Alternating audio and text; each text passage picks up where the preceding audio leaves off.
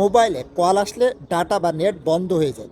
আর আমরা যখন গুরুত্বপূর্ণ কোনো কাজ করতে থাকি তখন যদি আমাদের ফোনে কল আসে আর নেট বন্ধ হয়ে যায়, তখন কিন্তু আমাদের কাজটা বন্ধ হয়ে যায় আর এতে করে আমাদের বড় ধরনের সমস্যা করতে।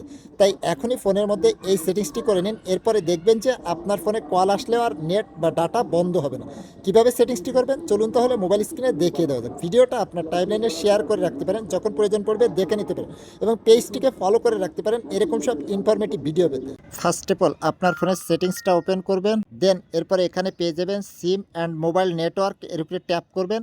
ট্যাপ করার পরে আপনি যে সিম থেকে ইন্টারনেট ব্রাউজ করেন সেই সিমটা এখান থেকে সিলেক্ট করে নেবেন। সিলেক্ট করার পরে নিচে পেয়ে যাবেন অ্যাক্সেস পয়েন্ট নেম, এর উপরে ট্যাপ করবেন। ট্যাপ করার পরে আপনি এখান থেকে একটা, এরপরে প্রথম যে অপশনটা আছে এর উপরে ট্যাপ করবেন। ট্যাপ করার পরে এখান থেকে একটু স্ক্রল করে নিচে আসবেন, আসলে পেয়ে যাবেন বিআরআর, এর উপরে ট্যাপ করবেন। ট্যাপ করার পরে এখানে আনস্পেসিফাইড থাকতে পারে, আপনি এখান থেকে লেট এটাকে সিলেক্ট করে দিবেন। সিলেক্ট করার পরে এটা উঠিয়ে দিবেন, উঠানোর পরে ওকের উপরে ট্যাপ করবেন, ওকে করে দিবেন। এরপরে আপনার ফোনে কল আসলে আর ইন্টারনেট বা ডাটা বন্ধ হবে না। আশা করি বুঝতে পেরেছেন। That's it.